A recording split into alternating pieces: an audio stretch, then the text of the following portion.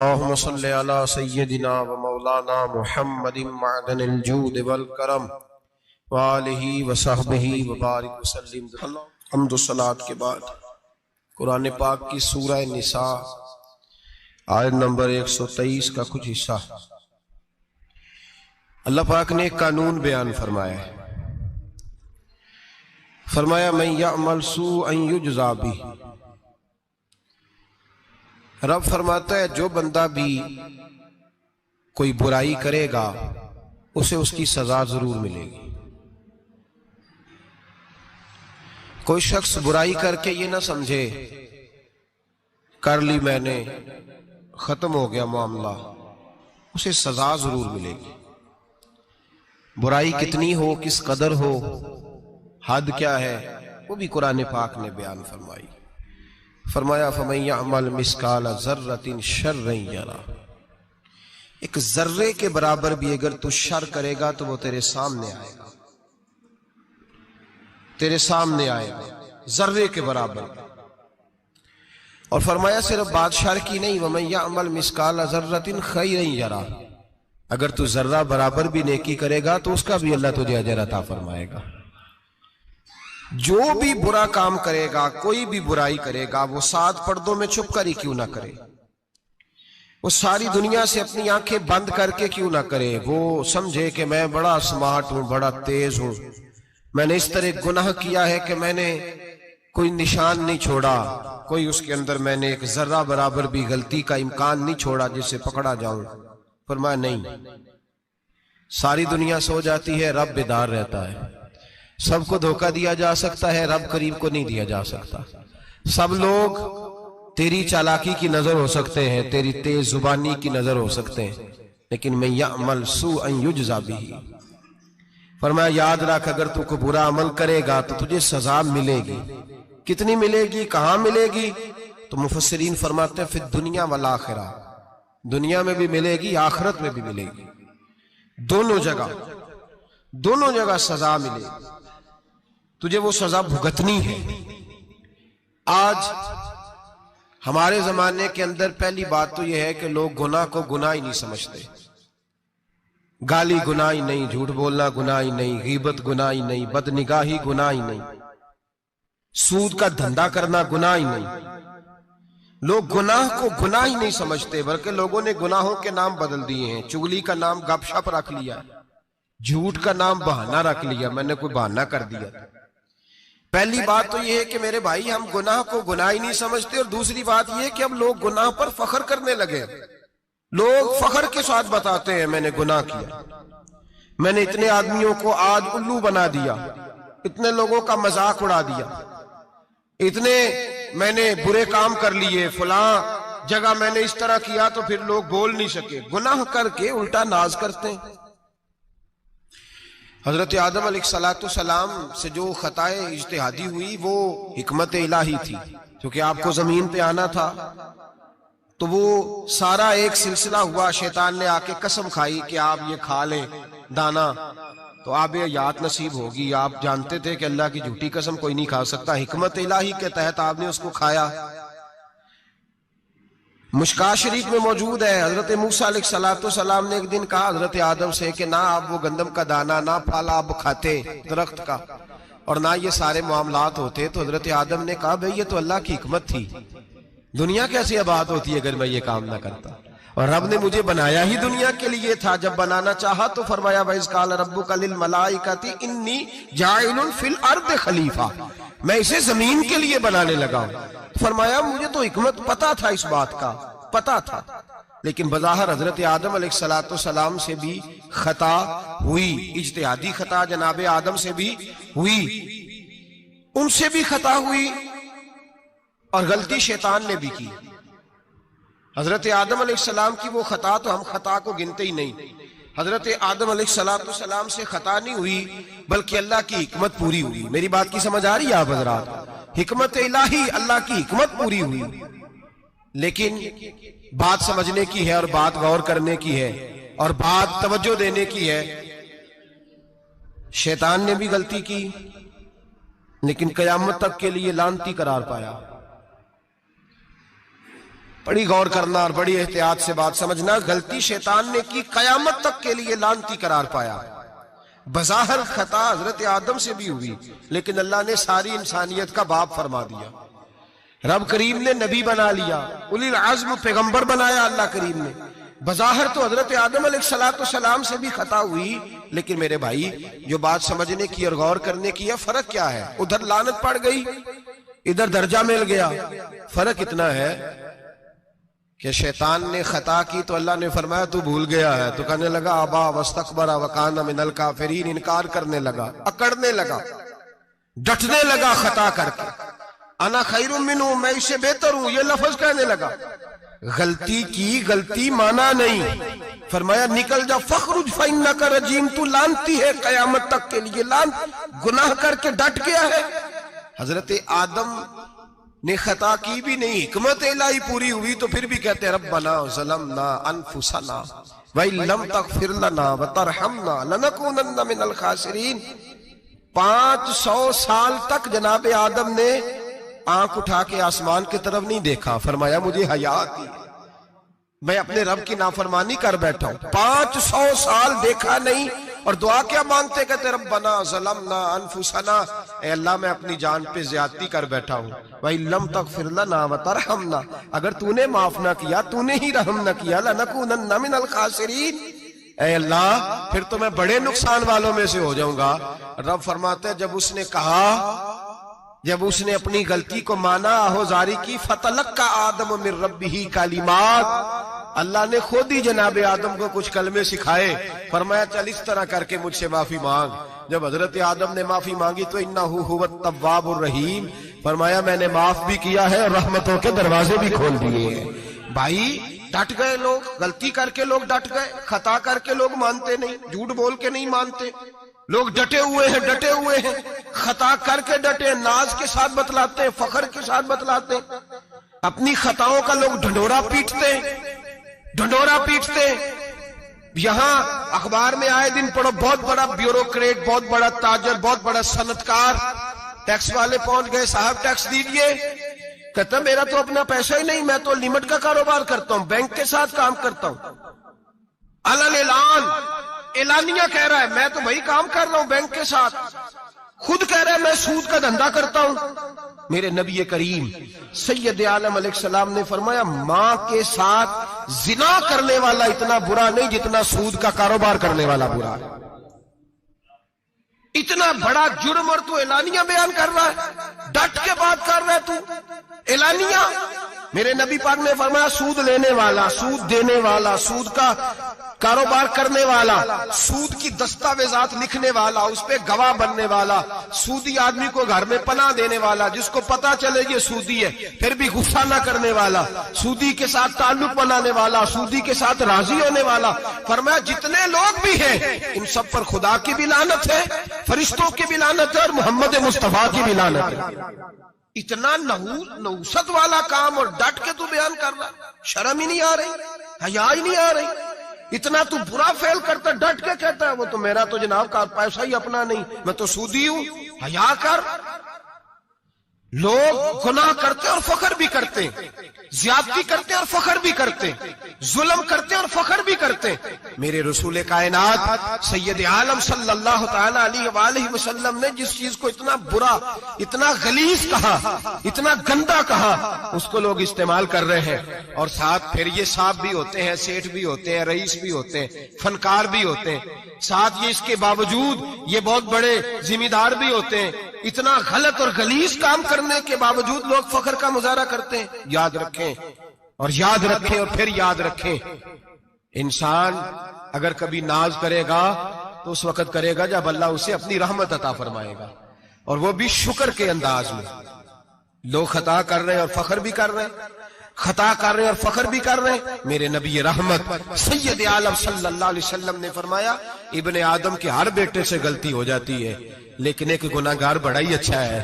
یا رسول اللہ گناہگار بھی ہے اور اچھا بھی ہے؟ فرمایا ہاں وہ گناہگار بڑا اچھا ہے، غلطی ہو گئی تو پھر ڈر گیا، پھر رونے لگا، پھر اللہ کی بارگاہ میں آہوزاری کرنے لگا، پھر شرمندہ ہونے لگا. فرمایا رب کریم بھی اس کے گناہ کو فوراً ہی معاف فرما دیتا ہے. لیکن یہاں لوگ ڈٹے ہوئے ہیں، گناہ کر رہے ہیں ڈٹے ہوئے، اتنی اتنی گالیاں نکالتے ہیں، اور پھر نمازی کے نمازی، حاجی کے حاجی، صوفی کے صوفی، درویش کے درویش، اتنی بڑی، اور کاہے کا پیر ہے وہ؟ کاہے کا پیر ہے؟ جو گالی دیتا ہے، بد زبانی کرتا ہے، وہ پیر ہے؟ جو عورتوں کے ساتھ بے حجاب گھومتا ہے، وہ پیر ہے؟ جو ننگے ناچ کرتا ہے، وہ پیر ہے؟ کہتے ہیں ہمارے شیخ کی تو گالیوں میں بھی فیض ہے، خلاف پیغمبر کسے راہ گزیر، رسول اللہ کا دروازہ چھوڑ کے جو جہاں بھی جائے گا گمراہ ہو جائے گا۔ فیض صرف وہاں ہے جو رسول اللہ کے دین کی تابعداری کر رہے ہیں۔ کس چیز کا نام، کس چیز کا نام؟ میرے نبی پاک نے فرمایا مومن کو گالی دینا فسق ہے، اعلانیہ گناہ ہے۔ سارا دن جس کی زبان پہ گند رہے گا وہاں سے فیض آئے گا؟ اتنا کچا عقیدہ نہ رکھو، ہر ملنگ کے پیچھے، ہر چور ڈاکو بدکار کے پیچھے بھاگنے لگتے ہو۔ احتیاط کا دامن تھامو، جس کی زبان پہ رسول اللہ کا درود ہوتا ہے وہ مرشد کامل ہوتا ہے، جو حضور کی حدیث اور قرآن کا مبلغ ہوتا ہے وہ شیخ ہوتا ہے۔ ایسے ہی ہر دم والے کے پیچھے بھاگ جانا، ہر پھوکا پھاکی والے کے پیچھے بھاگ جانا۔ لوگ گناہ کر رہے ہیں اور ناز بھی کر رہے ہیں، فخر کے ساتھ آ کے بتاتے ہیں وہ جی میں گیا تھا، بس حضرت جس کو گالی دیتے ہیں اس کا کام بن۔ میں نے کہا شرم کر، اٹھ کے چلا جا۔ ہم ایسی کرامت بھی سننا پسند نہیں کرتے، ہم نہیں پسند کرتے ایسی، اٹھ اور نکل جا۔ یہ کیسا شیخ ہے جو گالیاں دیتا ہے؟ بھئی گناہ کو لوگ باعث فخر بیان کرتے ہیں، بابا جی ہیں، حاجی صاحب ہیں، صوفی صاحب ہیں، دادا جی ہیں، اور گالی دیتے ہیں۔ کیا مطلب ہے اس بات کا؟ گناہ کرنا، ناز کرنا، احتیاط کا دامن تھام کے رکھیں۔ گناہ ہوتا ہے، لوگ سارا دن غیبتیں کرتے ہیں، نام گپ شپ کا رکھتے ہیں، سارا دن لوگوں کی پگڑیاں اچھالتے ہیں اور شام کو کہتے ہیں آج، اور پھر ناز کے ساتھ، فخر کے ساتھ۔ سب سے زیادہ علماء کا مذاق اڑایا جاتا ہے، اور بہت سارے دیندار مذاق اڑاتے ہیں، پرہیزگار۔ ہمارے یہاں تربیت دی جاتی ہے کہ دوسرے کو برا کہنا ہے، ٹریننگ دی جاتی ہے کہ دوسرے کو غلط کہنا، گالی دی جاتی ہے، علماء کے بارے میں سخت رویے رکھے جاتے ہیں، لوگ مذاق کرتے ہیں آ کے۔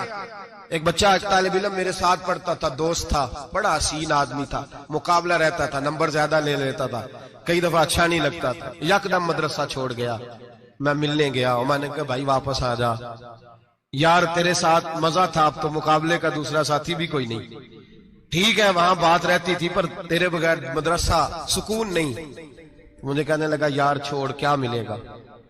ہمارے استاد مفتی ہیں اور لوگ آگے پوچھتے ہیں مولوی صاحب آپ کی تعلیم کتنی ہے؟ وہ جو 6 سیفلیاں لے کے بی اے کر کے آیا وہ علامہ صاحب سے تعلیم پوچھ رہا ہے، قرآن کے عالم سے، حدیث کے استاد سے تعلیم پوچھ رہا ہے۔ بی اے تو بھائی نکمہ بچہ بھی کر جاتا ہے، ایم اے کس ڈگری کا نام ہے؟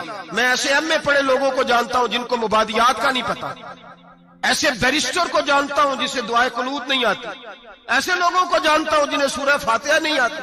اور علامہ صاحب جو قرآن کے عالم، حدیث کے عالم، فقہ کے عالم، جو تصوف کی باریک باتیں سیکھ کے کسی آستانے سے فیض لے کے، ان سے پوچھا جاتا ہے تعلیم کتنی ہے؟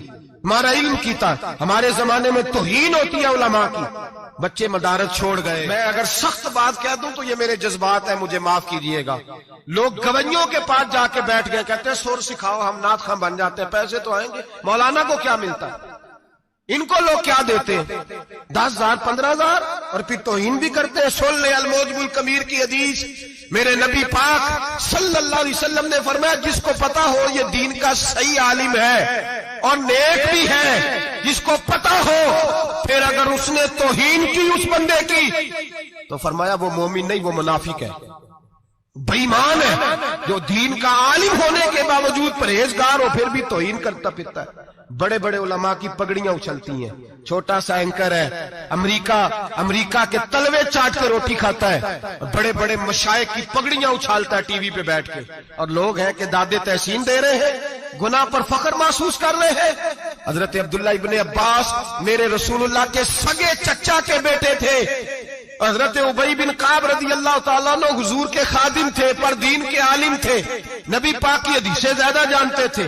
حضور کے سگے چچا کا بیٹا حضرت ابی بن کعب کے گھر جاتے تو ان کے دروازے کے سامنے کپڑا بچھا کے بیٹھ جاتے۔ اب اور صحرا میں مکان تھا، کہتا جب میں تھک جاتا تو لیٹ جاتا، ریت اڑتی تو میرے بالوں میں پڑتی۔ اب فرماتے اپنی مرضی سے حضرت ابی بن کعب باہر آتے تو مجھے لیٹا ہوا دیکھتے، کہتے او میرے نبی کے چچا کے بیٹے، او میرے رسول کے چچا کے بیٹے، یہاں بیٹھے ہو؟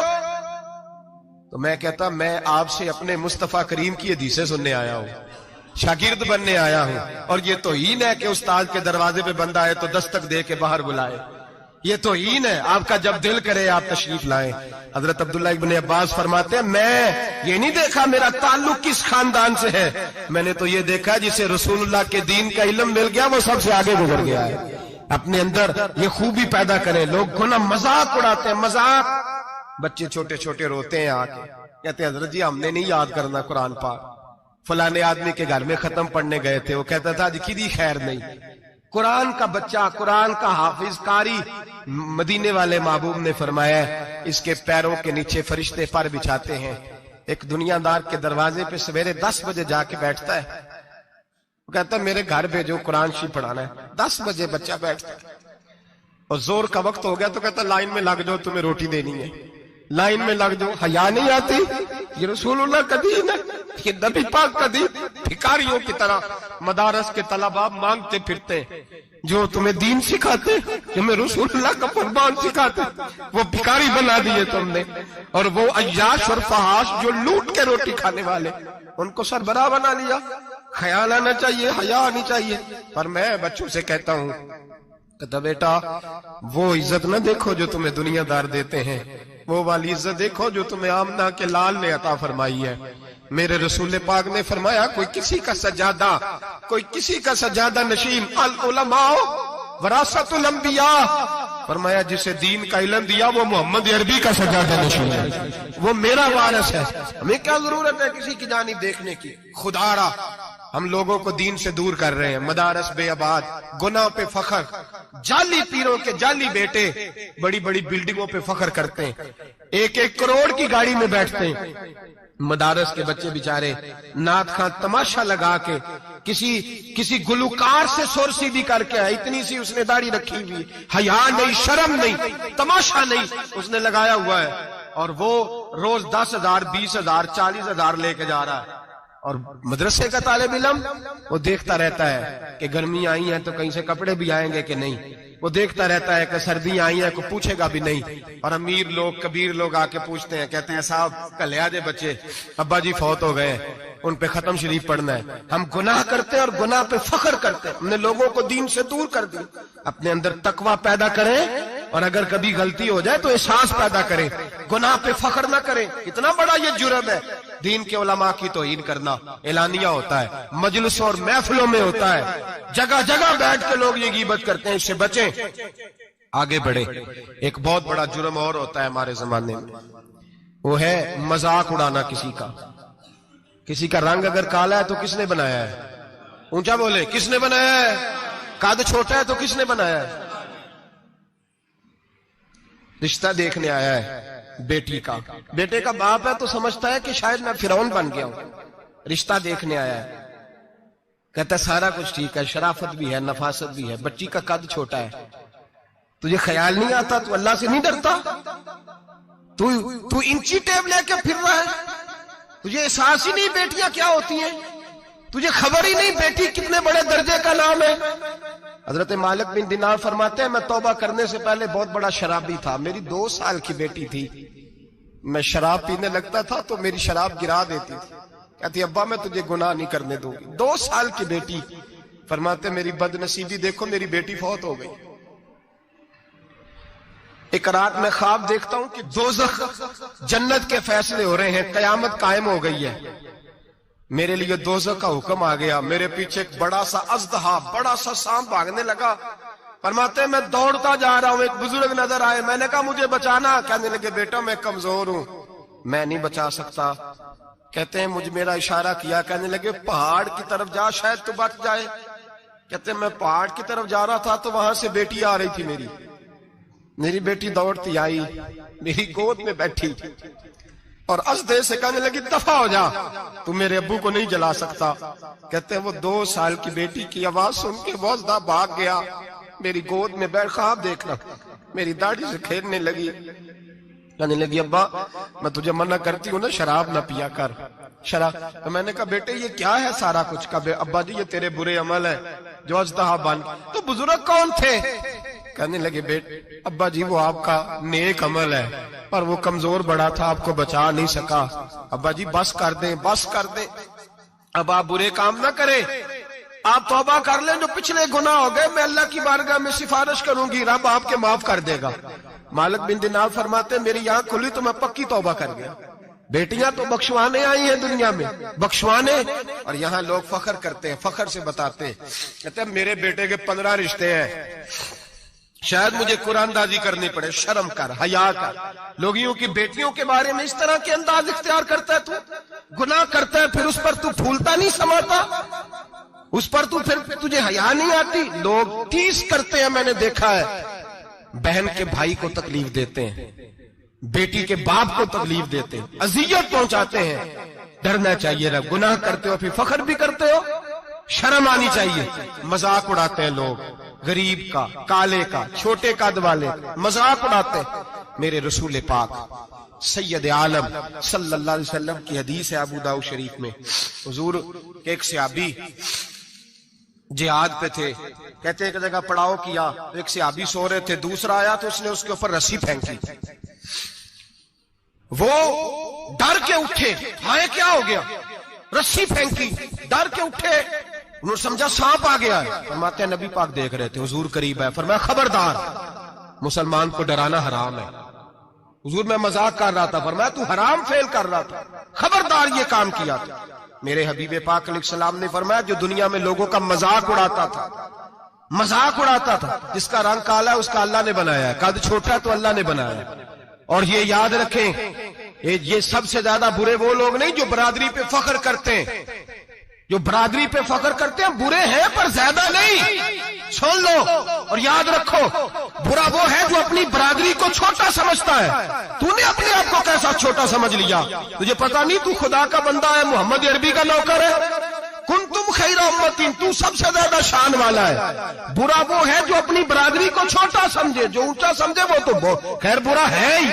تو برا ہے جو اپنے آپ کو چھوٹا سمجھ رہا ہے. کیوں تو چھوٹا سمجھتا ہے؟ جب رب کریم نے بلانے میں فرق نہیں کیا, جب رسول اللہ نے نوازنے میں فرق نہیں کیا, جب جنت میں اللہ نے علیحدہ علیحدہ کیٹیگری نہیں بنائی کہ امیر یہاں, غریب ادھر, چودھری ادھر, چھوٹے, تو اپنے آپ کو چھوٹا کیوں سمجھتا ہے؟ ناز کیا کر اس بات کا کہ مجھے اللہ نے اپنے معبود کی غلامی عطا فرمائی ہے.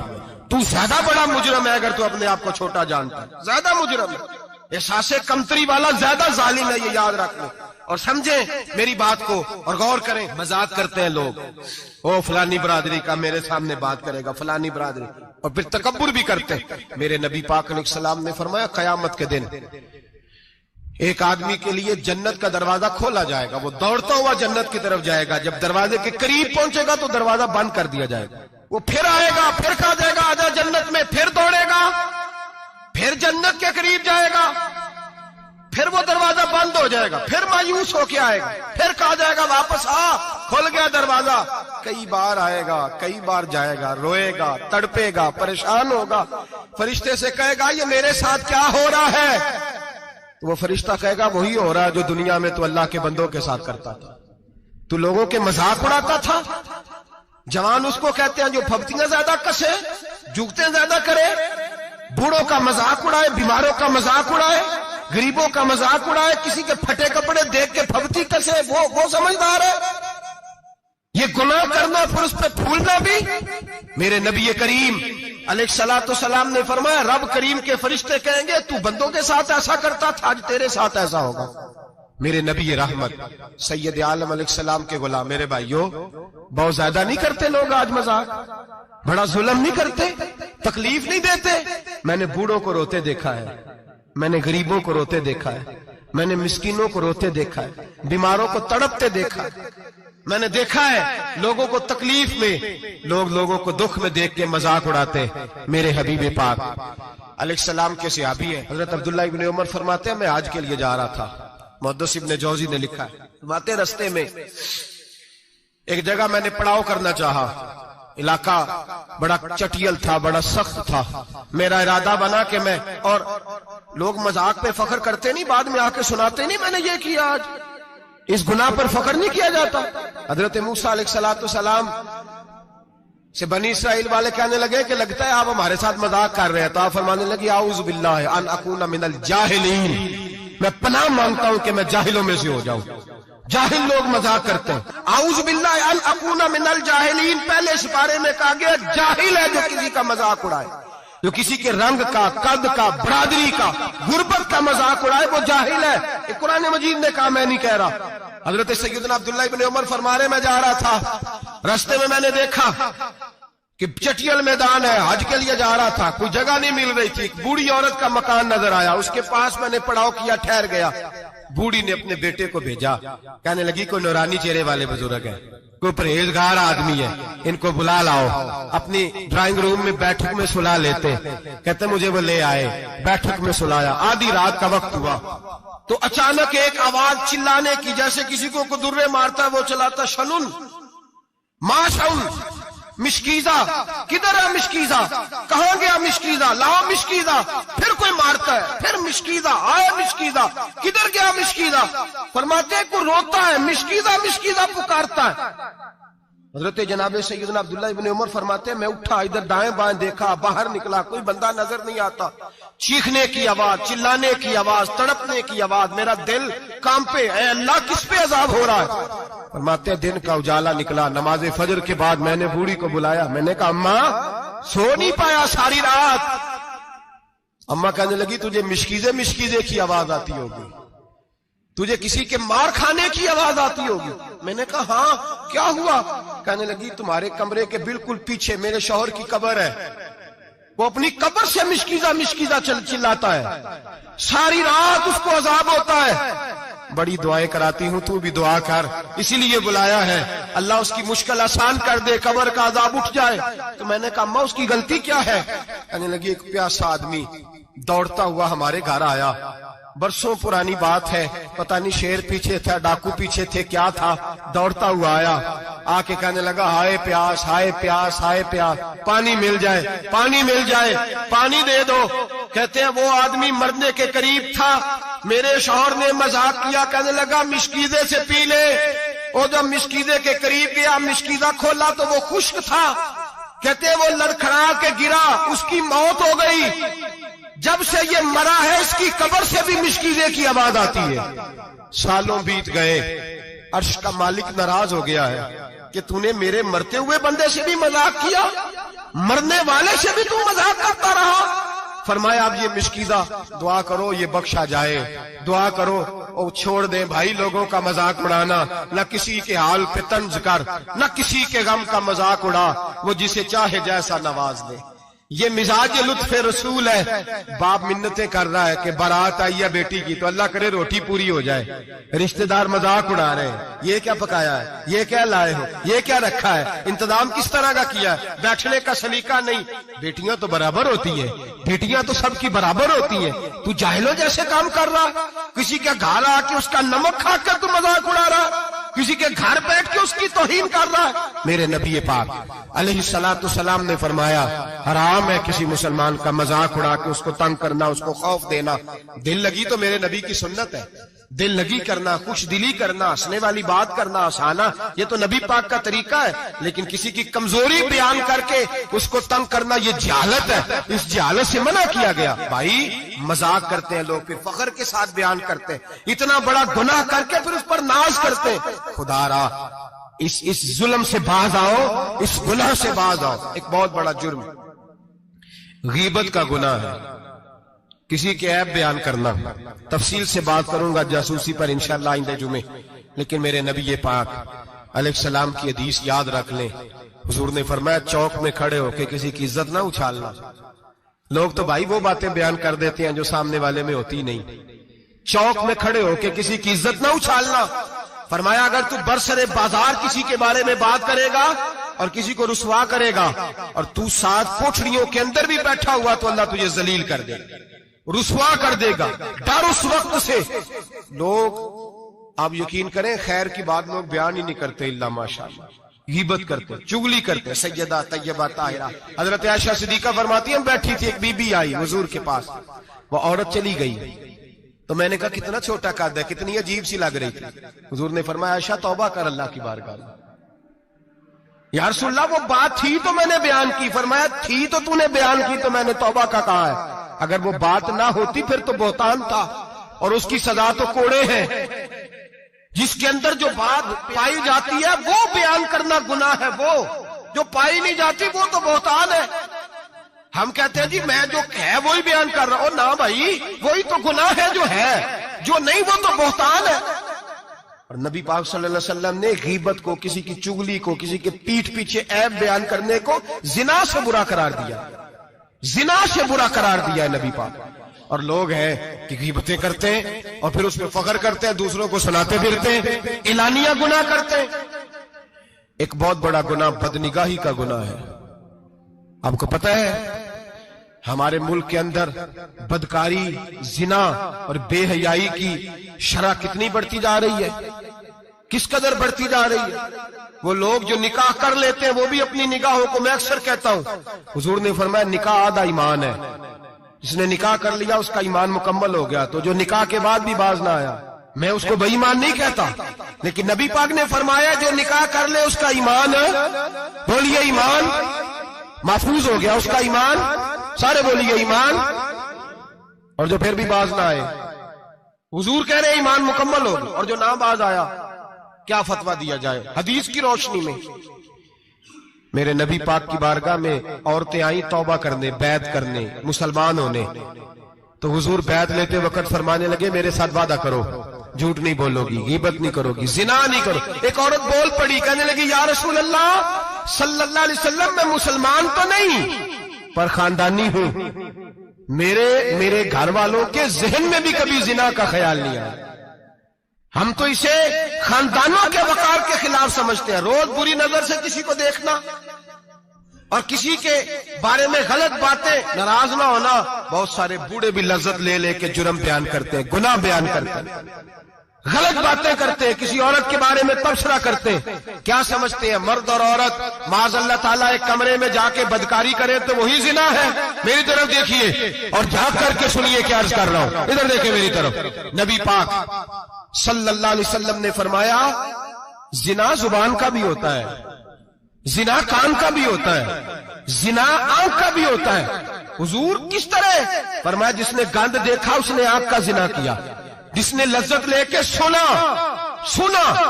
چپ نہیں کرایا, پوری بات سنی, وہ بھی زانی ہے. اور جس نے گندی بات بولی وہ منہ کا زانی ہے, جس نے گند سوچا وہ دماغ کا زانی ہے. اور زانی کو سب سے پہلی سزا اللہ یہ دیتا ہے کہ سجدے کی لذت چھین لیتا ہے, عبادت کا سرور چھین لیتا ہے, اس کا نماز میں دل نہیں لگتا.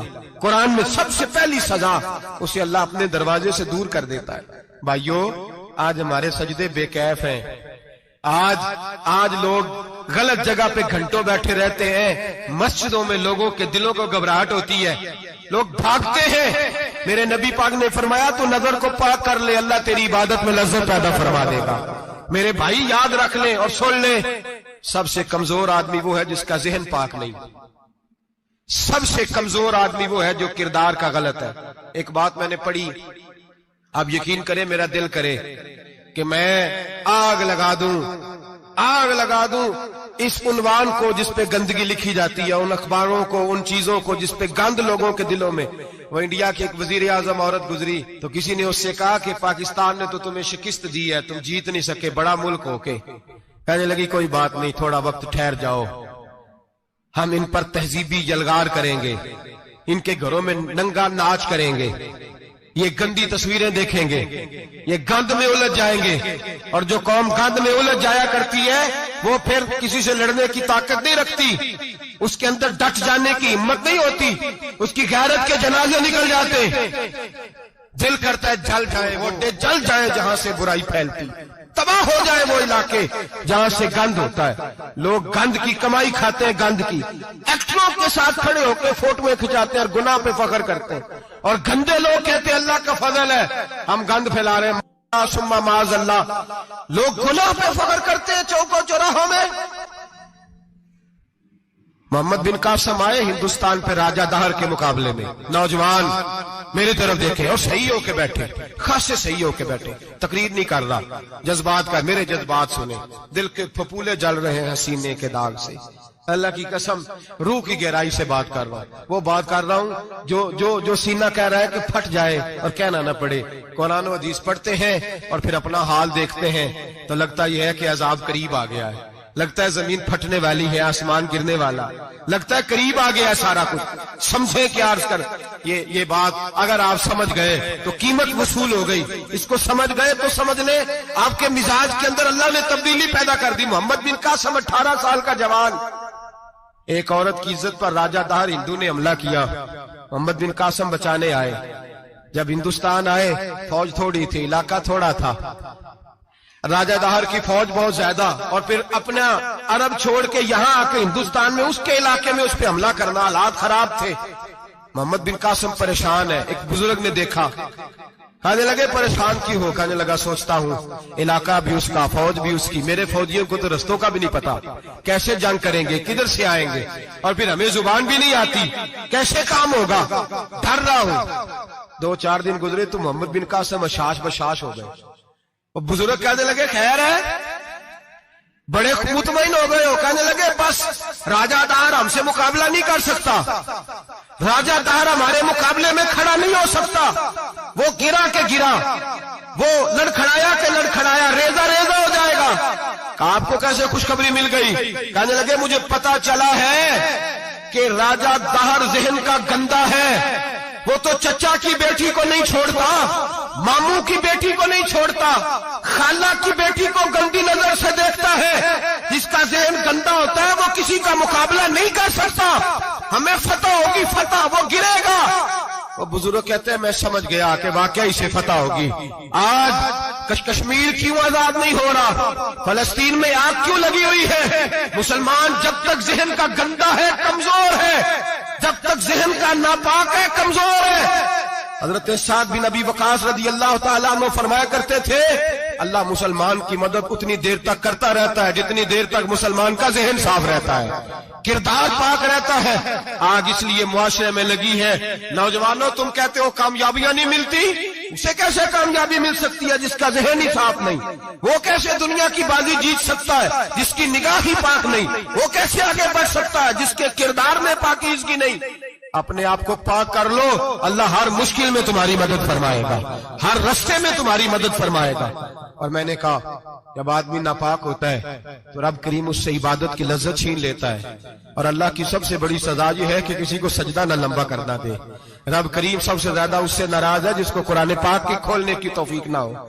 سب سے زیادہ رب کریم اس شخص سے ناراض ہے جو اللہ کی بارگاہ میں جھکنے کی لذت چھوڑ جائے۔ میرے نبی پاک سید عالم علیہ السلام کے صحابہ لمبی عبادتیں کرتے تھے، لمبی۔ کسی نے کہا تھا روم کے بادشاہ تھے کہ یہ مسلمان فاتح کیوں ہو جاتے ہیں؟ تو اس نے کہا میں نے مولا علی کے زمانے میں جاسوسی کرائی تھی، پتا کیا تھا کہ ہر میدان میں کامیاب کیوں ہوتے ہیں۔ تو کہتے میں نے دیکھا یہ دن کے مجاہد ہوتے ہیں پر رات کے عابد ہوتے ہیں، ساری رات عبادتیں کرتے ہیں۔ فرمایا رات کو جب اپنے رب کو راضی کر لیتے ہیں تو سویرے خدائی طاقتیں ان کے ساتھ ہو جاتی ہیں۔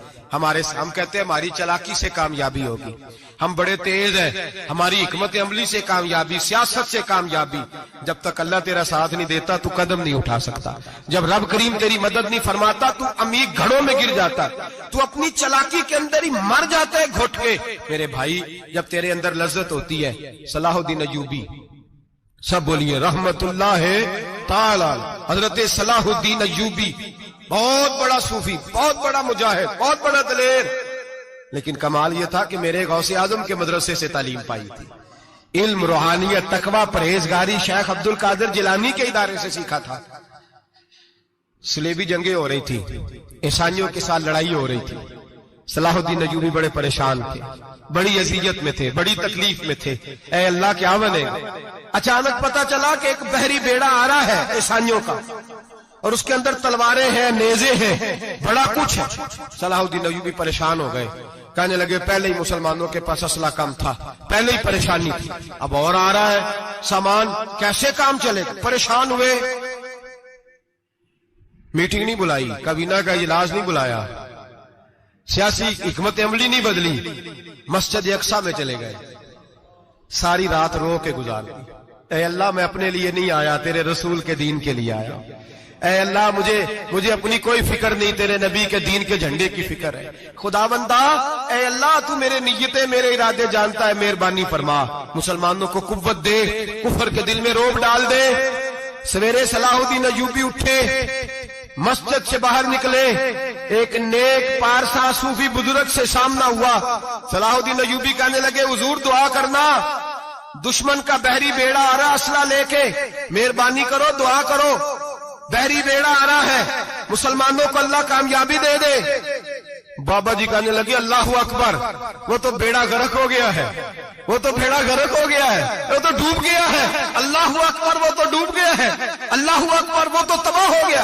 اللہ اکبر، وہ تو نیست و نابود ہو گیا۔ اللہ اکبر، وہ تو ختم ہو گیا۔ صلاح الدین ایوبی کہنے لگے بابا کچھ مجھے بھی بتا دے، کہاں ڈوب گیا ہے، کہاں غرق ہو گیا ہے، کہاں تباہ ہو گیا ہے؟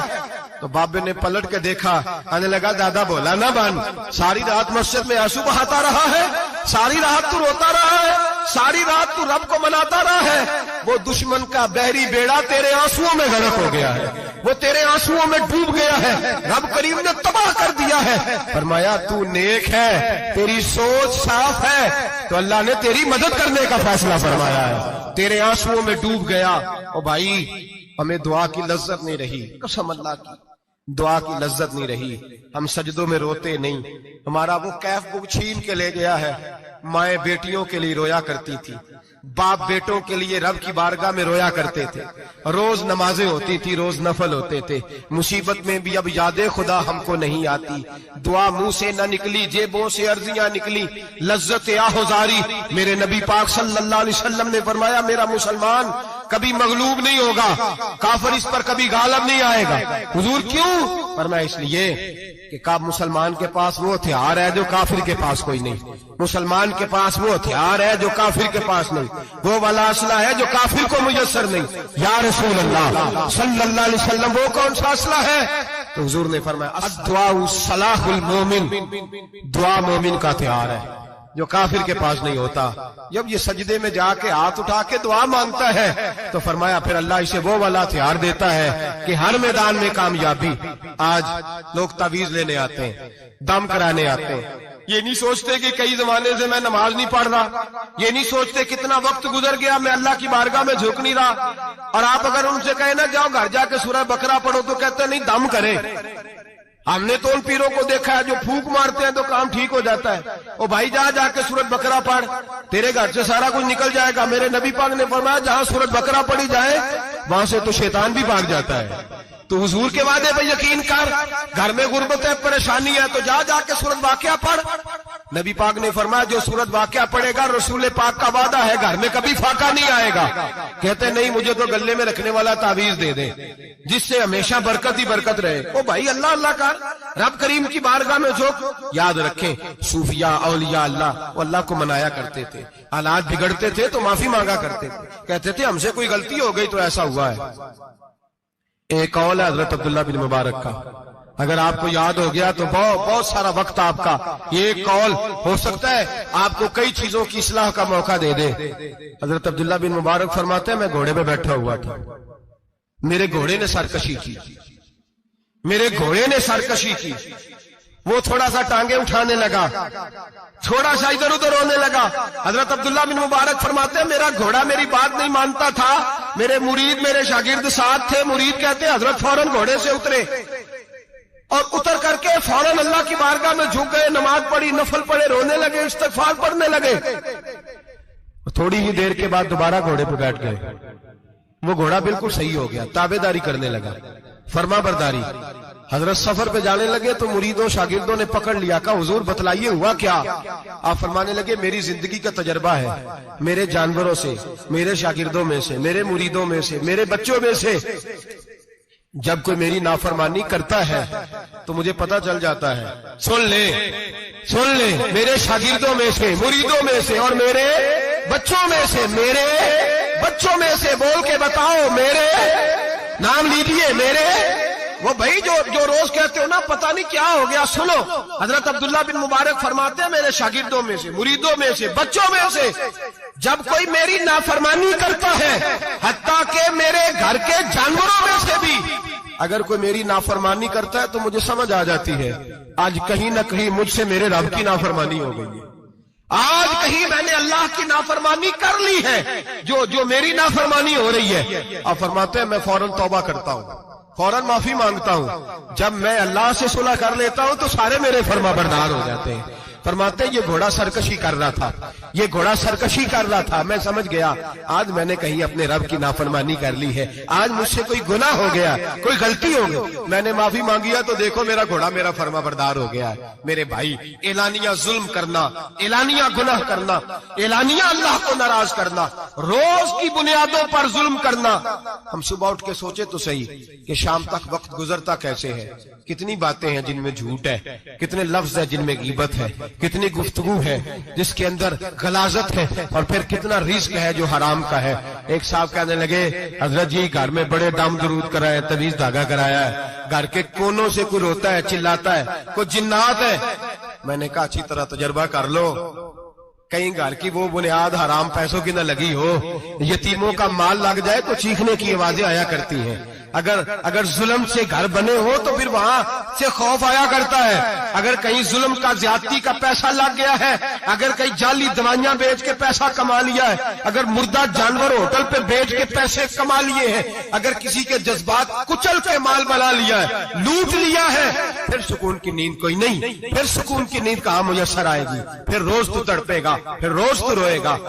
رزق تھوڑا ہو، برکت والا تب ہوتا ہے جب اس کے اندر حلال شامل ہوتا ہے۔ اب تو میرے بھائی رشوت کے مال کو لوگ چائے پانی کہنے لگ گئے، اب رشوت کے مال کو مٹھائی کہنے لگ گئے، اب رشوت کے مال کو لوگ جو ہے وہ کہنے لگ گئے یہ تو تحفہ ہے۔ اب لوگ کہتے ہیں لڑکا 20,000 کماتا ہے اور 40,000 اوپر سے بھی بنا لیتا ہے، اعلانیہ کہتے ہیں، اعلانیہ وہ جی سارا کچھ کر لیتا ہے، بڑی کمائی ہے۔ اب تو لوگ عمرے پہ گئے ہوتے ہیں، عمرے پہ، اور ایک دوست میرے کہنے لگے عمرے پہ گیا تھا، جس شخص کا میں نے ٹینڈر جس سے پاس کرانا تھا وہاں سے مجھے فون کر رہا تھا، میں سائن کر آیا ہوں پر مجھے پیسے لینے کا وقت نہیں ملا، میرا حصہ سائڈ پہ رکھ دینا، اللہ کے گھر میں کھڑا ہے۔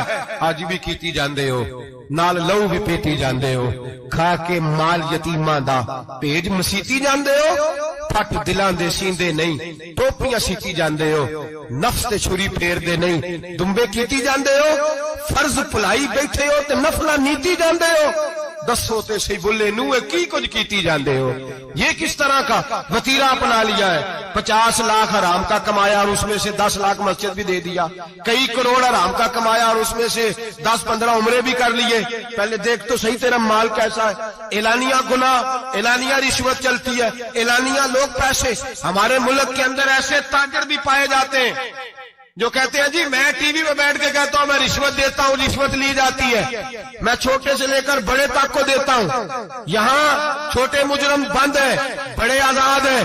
خدا را ڈرو، جب اتنے اعلانیہ رب کریم کی نافرمانی ہوتی ہے پھر اللہ کے غضب کو آواز ہوتی ہے، پھر رب کریم جلال میں آتا ہے، پھر بستیاں اجڑتی ہیں۔ اللہ فرماتا ہے ومن اعرض عن ذکری فإن له معیشۃ ضنکا، اگر تو میرے ذکر سے منہ پھیرے گا میں تیری زندگی تیرے لیے تنگ کر دوں گا، میں تنگ کر دوں گا، سارا کچھ ہونے کے باوجود تو دکھی رہے گا، ہر چیز تیرے پاس ہوگی تو اذیت میں رہے گا۔ فإن له معیشۃ ضنکا، میں تیری زندگی تنگ کر دوں گا۔ ونحشرہ یوم القیامۃ اعمی، قیامت کے دن میں تجھے اندھا کر کے اٹھاؤں گا۔ دنیا میں تیری زندگی تیرے لیے تنگ کر دوں گا، قیامت میں تجھے اندھا کر کے اٹھاؤں گا۔ میرے بھائی گناہ پہ فخر نہ کریں، غلطی ہو جائے تو مان جائیں۔ میرے نبی پاک نے فرمایا میرا رب تو پابندی نہیں لگاتا، بنی اسرائیل پر پابندی تھی، خاص جگہ پہ آئیں گے تو معافی ملے گی، جب تو بھول جائے تو دل میں شرمندگی محسوس کیا کر اور وہیں بیٹھے بیٹھے توبہ کر لیا کر، اللہ وہیں بیٹھے بیٹھے تجھے معاف فرما دے گا، وہیں بیٹھے بیٹھے اللہ تجھے معاف کر دے گا۔ احساس ندامت پیدا کریں۔ ہم لوگ جرم کرتے ہیں، پھر بجائے اس کے کہ ہم اپنی خطا کو مانیں ہم پھر اس پر اصرار کرتے ہیں۔ اور ایک بات آخر میں ضرور ذہن میں رکھیں، جب آدمی گناہ پہ ڈٹ جاتا ہے نا پھر اس کا دل کالا ہو جاتا ہے۔ صحیح بخاری صحیح مسلم میں حدیث ہے، نبی پاک نے فرمایا کہ گناہ کرنے کے بعد جو ڈٹ جائے، توبہ نہ کرے، پھر دوسرا گناہ کرے تو ایک نقطہ لگتا ہے، توبہ کر لے تو نقطہ صاف ہو جاتا ہے، کالا نقطہ، اور اگر وہ توبہ نہ کرے تو دوسرا سیاہ نقطہ لگ جاتا ہے، پھر توبہ نہ کرے، تیسرا گناہ کرے تو تیسرا سیاہ نقطہ، پھر دل کالا سیاہ ہو جاتا ہے۔ شارحین فرماتے ہیں پھر کئی دفعہ لوگ بے ایمان ہو کے مر جاتے ہیں۔ बेईमान हो, बेईमान हो, अपने आप को बुरे खात्मे से बचाएं, बुरे खात्मे से। ईमान सलामत होगा तो नबी पाक बख्शिश फरमाएंगे, सिफारिश फरमाएंगे। ईमान सलामत होगा तो अल्लाह बख्शेगा। नबी पाक की सिफारिश और रब करीम की माफी के लिए चाहिए ईमान की सलामती। गुनाह ईमान बिगाड़ देते हैं, अपने ईमान को सलामत रखें।